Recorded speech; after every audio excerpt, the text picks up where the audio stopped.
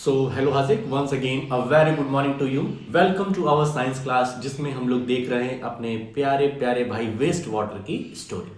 तो भाई साहब आज हम लोग सीखेंगे किस तरीके से अपने प्यारे भाई वेस्ट वाटर को ना धुला करके परफ्यूम लगा करके हम उसे बनाएंगे फ्रेश वाटर। ठीक है, जो लगभग पीने लायक हो जाएगा, पूरा पीने लायक नहीं होगा लेकिन लगभग मतलब दिखने में अच्छा लगने लगेगा कि हम पी नहीं सकते लेकिन उसका कुछ अलग यूज कर सकते हैं। ठीक है, अपने टॉयलेट्स में, अपने कपड़े धुलने में, या फिर प्लांट को वाटर करने में। ठीक है, इन सब में इस्तेमाल कर सकते हैं। अभी पीने लायक उसको नहीं बनाएंगे। ठीक है, पीने लायक भी बनाया जाएगा, उसको भी सीखेंगे हम लोग फर्दर चैप्टर्स में। लेकिन आज कम से कम उसको नहला धुला के थोड़ा सा जो गंदा गंदा दिखता है, एकदम ब्लैक ब्लैक दिखता है, उसको थोड़ा सा ट्रांसपेरेंट बनाना सीखेंगे। ठीक है, तो फटाफट से आ जाते हैं अपनी प्यारी सी एनसीईआरटी पर और चीजों को फटाफट से शुरू करते हैं। Treatment of polluted water. Polluted water का किस तरीके से ट्रीटमेंट हो रहा है। Perform the following activity, it will help you understand the processes that take place at the waste water treatment plant. जो एक्टिविटी हम लोग देखने चल रहे हैं लगभग इसी तरीके की एक्टिविटी परफॉर्म होती है वेस्ट वाटर ट्रीटमेंट प्लांट में, जहां पर वेस्ट वाटर को साफ सुथरा बनाया जा रहा है। Divide yourself into groups to perform the activity, record observation at each stage. कह रहे हैं कि अपने उसमें क्या कहते हैं, डिवाइड हो जाओ ग्रुप्स में और इस एक्टिविटी को परफॉर्म करो ब्रो, और हर चीज को रिकॉर्ड करते रहो अपना ऑब्जर्वेशन।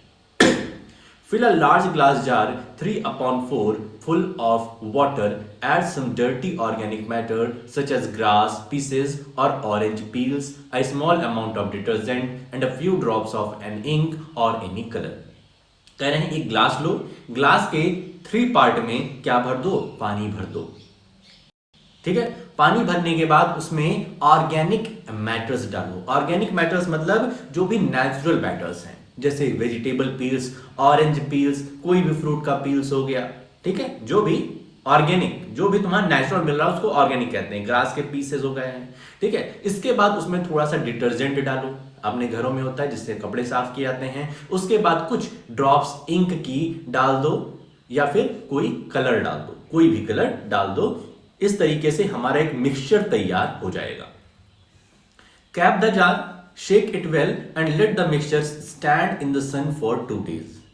जार को कैप लगा दो और उसको अच्छे से मिक्सअप कर दो, शेक कर दो, और उसके बाद सन में उसको 2 दिन तक ऐसे ही रहने दो। After 2 days, shake the mixture and pour a small sample into test tube. Label this test tube before treatment. Sample 1. How does it smell? कह रहे हैं भाई 2 दिन के बाद क्या करो, उस मिक्सचर को थोड़ा सा फिर से शेक करो और उसमें से थोड़ा सा सैंपल निकाल के एक टेस्ट ट्यूब में रख दो और उसको सैंपल 1 लिख दो कि बिफोर ट्रीटमेंट। अभी हमने वाटर का ट्रीटमेंट नहीं किया है, अब हम ट्रीटमेंट करने चल रहे हैं। एक टेस्ट ट्यूब में हमने एक सैंपल निकाल के रख दिया है कि वाटर ट्रीटमेंट करने से पहले किस तरीके से दिख रहा है। अगला आगे चलते हैं। Use an aerator from an aquarium to bubble air through the sample in the glass jar. इसके बाद क्या करो, एक एरेटर का इस्तेमाल करो। एरेटर क्या होता है, थोड़ा सा एयर ब्लो करने लगता है। तुम देखे होगे एक्वेरियम में, कभी देखे हो तो एक एरेटर, एक मशीन लगी रहती है जिससे बबल निकलते रहते हैं, जो उस वाटर में क्या कर रही है, एयर को ब्लो कर रही है। तो एरेटर का इस्तेमाल करो। Allow several hours for aeration. Leave the aerator attached overnight. तुम क्या करो, वो जो सैंपल तुमने तैयार किया है उसमें एरेटर लगा दो और एयर क्या करेगी, उसमें से बबल्स निकालेगी, और बबल्स निकालते निकालते क्या होगा, जो इसकी स्मेल है, फाउल स्मेल है, एकदम गंदी स्मेल है, उसको दूर करेगी। ठीक है, और इसको रात भर के लिए रख दो। If you do not have an aerator, use a mechanical stirrer और अ मिक्सर। मान लो तुम थोड़ा सा पैसे से तंगी है तुम्हारे यहाँ, ठीक है, तो तुम क्या कर सकते हो, एक मैकेनिकल स्टीरर यूज कर सकते हो जो हाथ से चलाए से ऐसे ऐसे खट खट खट खट खट खट। ऐसा करने से भी उसमें बबल फॉर्म होंगे और उसकी जो फाउल स्मेल है वो बाहर निकलेगी। You may have to stir it several times. अब भाई एरेटर तो मशीन है, लेकिन अगर तुम मैकेनिकल वे में करोगे, अपने हाथ से करोगे, तो काफी तुमको स्टीर करना पड़ेगा, उसको हिलाना डुलाना पड़ेगा। द नेक्स्ट डे, अगले दिन, The next day, when aeration is complete, pour another sample into a second test tube. Label it as after aeration. अब एरेशन हो गया है, उसमें एयर ब्लो हो गई भाई साहब। अब क्या करो, अगले दिन एक टेस्ट ट्यूब में वापस से एक सैंपल निकाल के रख दो। दूसरा सैंपल, दूसरी टेस्ट ट्यूब तुम्हारी तैयार हो गई, उसमें क्या लिखा हुआ है, आफ्टर एरेशन। एरेशन के बाद का सैंपल, एयर उसमें ब्लो हो गई है, अब कैसा उसका सैंपल है, उसकी स्मेल वगैरह करो, उसको देखो किस तरीके, टेस्ट नहीं करना है, स्मेल करो और देखना है, ऑब्जर्व करना है। आगे चलते हैं। Fold a piece of filter paper to form a cone. कह रहे हैं एक फिल्टर पेपर लो, फिल्टर पेपर गोल गोल होता है सर्कल टाइप का, कह रहे हैं इसको कोन बना लो। Wet the paper with tap water and then insert the cone in a funnel. क्या करो, इस फिल्टर पेपर को कोन बना लो और उसके बाद फनल में इंसर्ट कर दो। ठीक है, funnel. Mount the funnel on a support as you have learn in class 6। कह रहे हैं फनल को क्या करो, कुछ सपोर्ट लगा दो, कुछ स्टैंड पर उसको रख दो। उसके बाद place layers of sand, fine gravel and finally medium gravel in the funnel. अब उसके बाद क्या करो, उस जो फनल है उसमें सैंड को रखो, सबसे नीचे सैंड को, उसके बाद फाइन ग्रेवल को, ठीक है, and finally medium gravel. Fine gravel पहले, सबसे पहले सैंड, फिर उससे छोटी, उससे थोड़ा सा बड़ी जो ग्रेवल्स होती हैं उनको रखो, फिर मीडियम ग्रेवल रखो।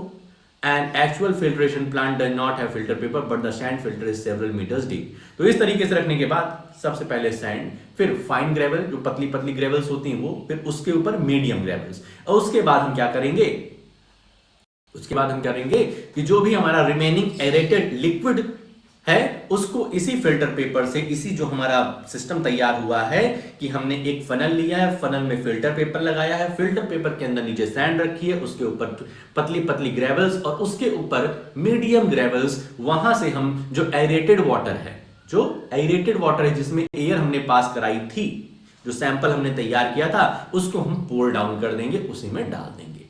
Pour the remaining aerated liquids through the filter into the beakers. Do not allow the liquid to spill over the filter.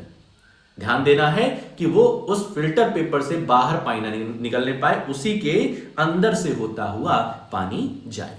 If the filtered liquid is not clear, filter it a few times till you get clear water. तुमको ये तब तक activity perform कर रहनी है जब तक कि तुम्हें पानी साफ ना मिल जाए। तो इस एक्टिविटी को बार बार दोहराओ, फिर से जो पानी निकल के आया है उस फिल्टर से, उसके बाद फिर से उसको उसी फिल्टर से गुजार दो, फिर साफ नहीं आया फिर गुजारो। इस तरीके से 3 से 4 बार करोगे तो तुम्हें वाटर साफ देखने को मिलने लगेगा। Pour a sample of the filtered water into a third test tube labeled filtered sample 3। जब तुम्हें साफ पानी देखने को मिल जाए तो उसको टेस्ट ट्यूब, तीसरे टेस्ट ट्यूब में डालो और उसमें लिख दो फिल्टर्ड। अब ये क्या हो गया है, फिल्टर्ड हो गया है। 3 टेस्ट ट्यूब तुम्हारी तैयार हो गई। Pour another sample of the filtered water into 4th test tube. Add a small piece of chlorine tablet. Mix well until the water is clear. Label the test tube chlorinated sample 4। अब जो हमारे sample 3 तैयार हुआ था, sample 3 जिसमें हमको filtered water मिला था, कह रहे हैं उसका थोड़ा सा सैंपल टेस्ट ट्यूब 4 में डाल दो और उसमें क्लोरीन टैबलेट डाल दो। कौन सा टैबलेट डाल दो, क्लोरीन टैबलेट डाल दो, और उसके बाद उसको थोड़ा सा स्टिर कर लो, थोड़ा सा हिला लो, डुला लो, और उसके बाद उसमें लिख दो क्लोरीनेटेड। क्लोरीनेटेड मतलब क्लोरीन का इस्तेमाल करके अब इसका ट्रीटमेंट हो रहा है। Observe carefully the samples in all the test tube. Do not taste. भाई साहब कह रहे हैं कि इन सैंपल्स को केयरफुली ऑब्जर्व करो। ऑब्जर्व करना है, देखना है, सूंघ सकते हो लेकिन टेस्ट नहीं करना है, ठीक है। Now answer the following question. और इस एक्टिविटी को करने के बाद ये क्वेश्चन है, तो अभी तो तुम इमेजिन कर सकते हो कि क्या क्या हुआ होगा। तो इमेजिनेशन पे इन क्वेश्चंस के आंसर अपनी कॉपी में लिख देना कि कब क्या हुआ, ठीक है। आगे चलते हैं। वेस्ट वाटर ट्रीटमेंट प्लान, ठीक है। हमने सीख लिया, एक एक्टिविटी कर ली जहां पे हमने सीखा किस तरीके से वाटर को साफ किया जाता है। तो सबसे पहले क्या किए, हम लोगों ने 3/4 वाटर लिया था, उसमें कुछ ऑर्गेनिक मैटर डाला, डिटर्जेंट डाला, और डाला हमने ऑरेंज पील्स डाला और इंक वगैरह डाल दिया। उसके बाद क्या किया, उसको हमने सबसे पहले कहां पास कराया था, सबसे पहले हम लोग एरेटर का इस्तेमाल किए थे। किसका इस्तेमाल किए थे, एरेटर का इस्तेमाल करते, उसको मिक्स करके शेक करके 2 दिन तक धूप में रख दिए थे। उसके बाद एरेटर का इस्तेमाल किए, एरेटर ने क्या किया, बबल फॉर्म किया अंदर, और उसकी जो फाउल स्मेल है लगभग जाने लगी। उसके बाद क्या हुआ, हम लोगों ने एक फनल लिया, फनल में फिल्टर पेपर लगाया, उसमें सैंड को रखा, सैंड के बाद फाइन ग्रेवल्स, फिर मीडियम ग्रेवल्स, और उससे पानी को गुजार दिया। पानी को गुजारने के बाद हमको जो वाटर मिला वो फिल्टर्ड वाटर था। फिल्टर्ड वाटर के सैंपल में हम लोगों ने क्या डाल दिया, क्लोरीन टैबलेट डाल दिया। क्लोरीन टैबलेट डालने के बाद हमें क्या मिला, क्लोरीनेटेड वाटर और साफ पानी मिला। ठीक है, तो इससे क्या तुम निष्कर्ष निकाल पाए, यहां पर क्वेश्चन पूछा है कि किस तरीके से क्या काम हुआ है। चलो भाई, अब हम लोग देखते हैं कि वेस्ट वाटर ट्रीटमेंट प्लांट की किस तरीके से एक लार्ज स्केल पर वेस्ट वाटर को साफ किया जा रहा है। Treatment of wastewater involves physical, chemical and biological processes which remove physical, chemical and biological matter that contaminates the wastewater. अब हम लोग देखेंगे कि किस तरीके से वेस्ट वाटर का ट्रीटमेंट हो रहा है लार्ज स्केल पर। तो इसमें केमिकल, फिजिकल और बायोलॉजिकल तीनों प्रोसेस करवाए जाते हैं जिससे हमारा वाटर साफ होता है। फिजिकली, केमिकली और जो बायोलॉजिकल मैटर रहते हैं उनको भी किस तरीके से हमारा वेस्ट वाटर कंटेमिनेट कर रहा है, वेस्ट वाटर को मतलब वाटर को कंटेमिनेट कर रहा है, और किस तरीके से बायोलॉजिकल मैटर्स को हटाएंगे, इसको हम लोग देखेंगे। सबसे पहले, waste water is passed through bar screens, large objects like rags, sticks, cans, plastic packets, napkins are removed. सबसे पहले वेस्ट वाटर को इस तरीके से जाली से पास कराया जाता है। इससे क्या होता है जो थोड़ा सा बड़े बड़े मैटर्स हैं, जैसे रैक्स हो गया, कैन्स हो गया, स्टिक्स हो गया, प्लास्टिक पैकेट्स हो गए, वो इसी में फंस जाते हैं। वो इसी में क्या होते हैं, फंस जाते हैं, और जो बाकी का वाटर है वो पास कर जाता है। Water then goes to a grid and sand removal tank. The speed of the incoming waste water is decreased to allow sand, grid and pebbles to settle down. इसके बाद वाटर को पास कराया जाता है ग्रिड और सैंड रिमूवल टैंक से, grid and sand removal tank से। तो इससे क्या होता है, वाटर में जो भी सैंड्स हैं, ग्रिड हैं, पेबल्स हैं, वो सेटल डाउन हो जाते हैं और बाकी के जो वाटर हैं वो आगे बढ़ जाते हैं। ठीक है। तीसरे, the water is then allowed to settle in a large tank which is sloped towards the middle. Solids like faces settle at the bottom and are removed with a scraper. इसके बाद कह रहे हैं वाटर को एक tank से पास कराया जाता है जो कि मिडिल में क्या है, थोड़ा सा क्या है, स्लोपी है। मिडिल में थोड़ा सा स्लोपी है। इससे क्या होता है, सॉलिड्स जो हैं, सॉलिड जैसे फेसेस हो गए, जो ह्यूमन वेस्ट या एनिमल वेस्ट है, वो बॉटम में सेटल डाउन हो जाते हैं। ठीक है, और उसके बाद उसको स्क्रैपर से हटा दिया जाता है। This is the sludge. ये क्या है, स्लज है। जो ये ह्यूमन वेस्ट या एनिमल वेस्ट हैं, जो भी हमारे फेसेस हैं, उनको स्लज कहा जाता है। A skimmer removes the floatable solids like oil and grease. Schemer का काम होता है कि जो भी फ्लोट कर रहा है, जो भी मैटर फ्लोट कर रहा है, जैसे ऑयल हो गया, ग्रीस हो गया, इन सबको हटा दो। Water so clear is called clarified water. और वाटर जब क्लियर हो जाता है तो इसको क्लैरिफाइड वाटर कहते हैं कि भाई साहब क्लियर हो गया है। और जो स्लज है, जो ह्यूमन वेस्ट या एनिमल वेस्ट, जो भी फेसेस हैं, उनको क्या करेंगे, the sludge is transferred to a separate tank where it is decomposed by the anaerobic bacteria. जो स्लज निकल के आया है, जो वेस्ट निकल के आया है, उसको एक टैंक में डाल देंगे जहां पर एनाएरोबिक बैक्टीरिया क्या करेगा, उसको डिकम्पोज करेगा। एनाएरोबिक बैक्टीरिया मतलब ऐसे बैक्टीरिया जो बिना ऑक्सीजन के काम कर लेते हैं। ठीक है, absence of ऑक्सीजन में काम करते हैं। The biogas produced in the process can be used as a fuel or can be used to produce electricity. और जब एनाएरोबिक बैक्टीरिया उस पर रिएक्ट करते हैं तो बायोगैस प्रोड्यूस होती है, और बायोगैस से हम लोग बायोगैस का इस्तेमाल हम फ्यूल के लिए कर सकते हैं या फिर इलेक्ट्रिसिटी भी प्रोड्यूस कर सकते हैं। Air is pumped into the clarified water to help aerobic bacteria to grow. अब क्या होगा,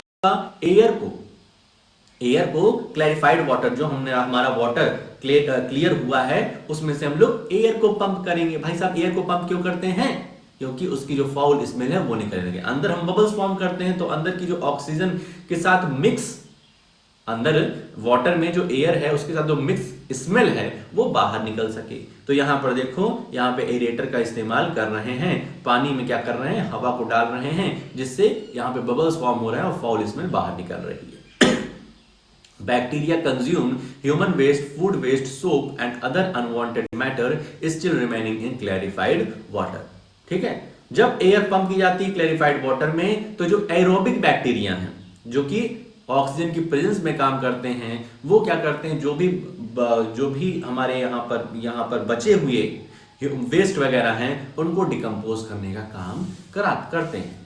After several hours, the suspended microbes settle at the bottom of the tank as activated sludge. कह रहे हैं ये एरेटर का इस्तेमाल जब बहुत घंटों के लिए किया जाता है, तो जो बचे हुए माइक्रोब्स है, जो बचे हुए हमारे मतलब अनवांटेड थिंग्स है, वो बॉटम में, टैंक के बॉटम में जाकर के सेटल हो जाती है। The water is then remove from the top, और ऊपर से वाटर को रिमूव कर लिया जाता है, फ्रेश वाटर को रिमूव, नीचे हमारा वेस्ट वाटर बच जाता है। The activated sludge is about 97% of water. The water is removed by sand drying bed or machine. और ऐसा काम करने के बाद हमको 97% स्लज मिलता है। 97% हमारा वेस्ट वाटर रहता, उसका भी ट्रीटमेंट नहीं हो पाया है। 3% ही हम फ्रेश वाटर उससे निकाल पाए हैं। तो the water is removed by sand drawing bed और मशीन्स, और 3% जो वाटर है वो सैंड का जो बेड होता है उससे रिमूव और मशीन्स के द्वारा रिमूव किया जाता है। Dried sludge is used as manure, returning organic matter and nutrients to the soil. और जो स्लज है, जो ऑर्गेनिक स्लज है, ऑर्गेनिक मैटर्स जो बचे हुए हैं, उनका इस्तेमाल मैन्योर्स में किया जाता है, उनका इस्तेमाल किया जाता है सॉइल को, उसकी वापस से उर्वरता, उसकी फर्टिलिटी को बढ़ाने में। ठीक है। The treated water has a very low level of organic material and suspended matter. जो ट्रीट वाटर है, जो हमारा फ्रेश वाटर उसमें से निकाल लिया है, अब उसमें बहुत ही कम ऑर्गेनिक मटेरियल, कुछ ऑर्गेनिक मटेरियल रहेंगे। ठीक है, पूरी तरीके से प्योर नहीं हो पाएगा, कुछ ऑर्गेनिक मटेरियल रहेंगे, लेकिन बहुत उसकी मात्रा कम रहेगी। It is discharge into a sea, a river or into the ground. और अब वो इतना साफ हो चुका है, इतना ठीक ठाक हो चुका है कि अब उसको सी या फिर रिवर में डिस्चार्ज किया जा सकता है। Nature cleans it up further, उसके बाद अब नेचर का काम है, नेचर उसको क्लीन करती रहती है। Sometimes it may be necessary to disinfect water with chemicals like chlorine and ozone before releasing it into the distribution system. कभी कभी बहुत ही जरूरी हो जाता है, जब वाटर बहुत ही ज्यादा गंदा होता है तो हम लोग क्लोरीन का इस्तेमाल करते हैं, जिससे उसको डिसइंफेक्ट किया जा सके। ठीक है, कि उसको पीने से किसी को इन्फेक्शन ना हो। क्लोरीन टैबलेट्स या फिर ओजोन का इस्तेमाल होता है। ठीक है, इस पर ध्यान रखना, क्वेश्चन पूछा जा सकता है कि वाटर को डिसइंफेक्ट करने के लिए हम क्या इस्तेमाल करते हैं, तो क्लोरीन और ओजोन का, क्लोरीन या फिर ओजोन का। Become an active citizen. अब हम लोग देखेंगे किस तरीके से हम लोग एक्टिव सिटीजन बन सकते हैं। उसके पहले बूझो की कुछ दिक्कत है, यहां पे देख लो।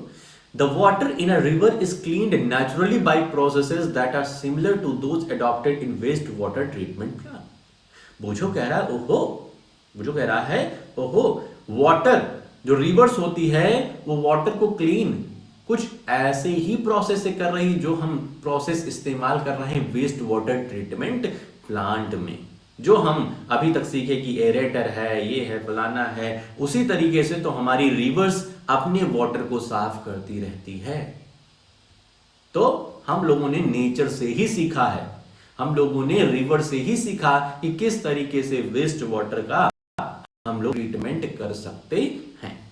Did you know it has been suggested that we should plant eucalyptus. लिप्टस का पेड़ देखे होंगे गांव में। It has been suggested that we should plant eucalyptus trees all along sewage ponds.